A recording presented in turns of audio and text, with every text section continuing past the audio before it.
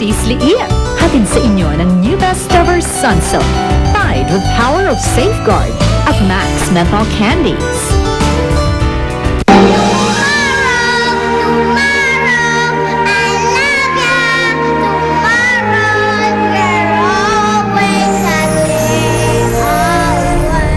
Carling, sanayan mo nang tawagin akong tatay, Carling. Malapit-lapit ka na maging parte ng pamilya namin. Bakit ka magpapatalo sa kapatid mo? Lumaban ka. Magtatagal kayo? Bakit? Parang ayaw ninyo. Ang importante sa akin, malaman ko lahat ng plano niya. Lalo na kung may kinalaman kay Chad. Akala ko ba ganti mo lang yung kay Migs? Bakit pare yata may tama ka na kay Chad? Pwede bang dumito na muna si Trudy's? Mamili ka. Mananatili ang bata dito o aalis kayo? Ano, Trudy's? Desisyon mo ang masusunod. Ano bang gusto mo? Pagpunta dyan si Migs ngayon, kargado. Humanda ka. Migs! Ano ginagawa mo dito? Kailangan tayo mag-usap, Chad.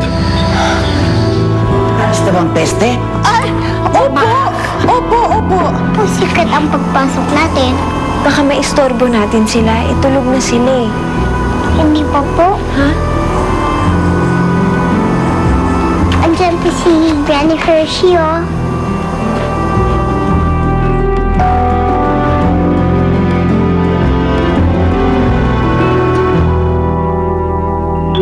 Bawal ka nga lumapit sa kanya. Bakit po? Kasi nga masungit siya. Sabi nga po ni Tita Honey, pwede na po ako lumapit sa kanya. Oo nga, pero Trudy's, wag muna ngayon. Bakit nga po? Eh kasi nga, ano na, gabi na. Eh ano naman po paggabi? Eh di ba paggabi, mas masungit siya kasi naantok na eh. Sige po, bukas na lang.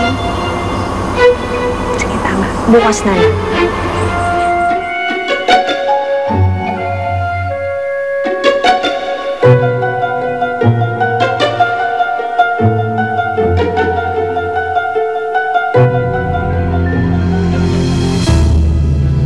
Chad, lumabas ka!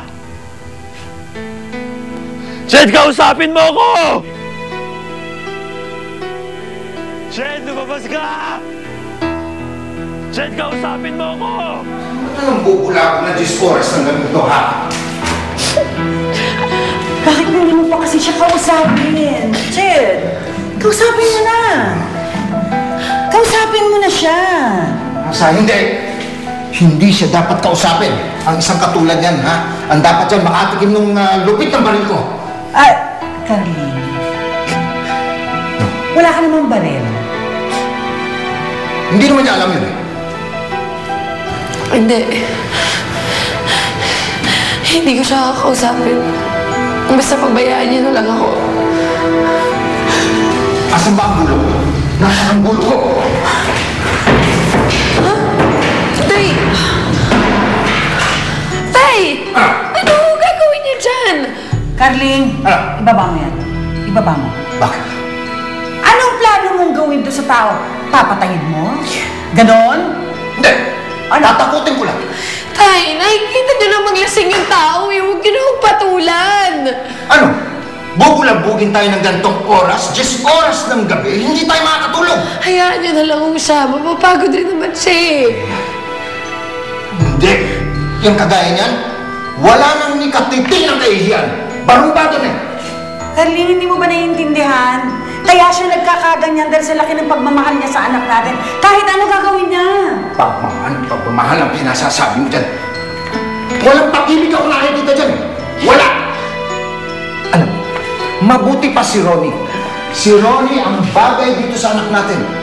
Yun ang dapat lang na manligaw kay Cedes. Wala nang iba. Yun, disenteng tao. Hindi katulad nitong kapatid ng to. Parang awa mo na! Ano ba? Umuwi ka na! Pakinggan mo naman yung paliwanag ko, Chad! Ano ba ginagawa mo? Nakakahiya ka! Sino sa atin ang mas nakakahiya? Ikaw! O ako? Migs, sa tingin mo, sa mata ni Chad, sino sa atin ang tama't mali? Dahil yan sa kagagawan mo. Mata sa mata, tol. Kung nawala man si Grace sa'yo, dahil yun sa kagagawan mo. Dahil hindi ka niya namahal. Hindi totoo yan. Pauwi mo yung sinabi mo. Yun naman ang totoo eh. Kahit hindi pa namatay si Grace, iiwan ka pa rin niya. Dahil sa ugali mo.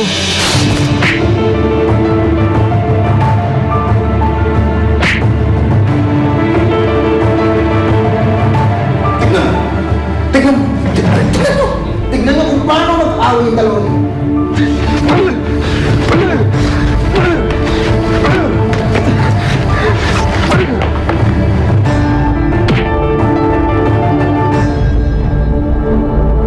Dahan-dahan, ha? Mamahalin pa yung kasangkapang ko. Oh, ayos. Sige, panik. Sige. Ayan. Ma'am, saan po ba ilalagay itong mga gamit niyo? Doon sa dating kwarto ng bata. Nalinis na ba yon? Opo. Nasisinfecta na? Opo. Sige. Dito daw. Dito. Lagay niyo muna dyan. Lagay niyo muna dyan. Oh, baba niyo na muna dyan. Sige. Dyan muna kayo. Dito. Talagang ito ba?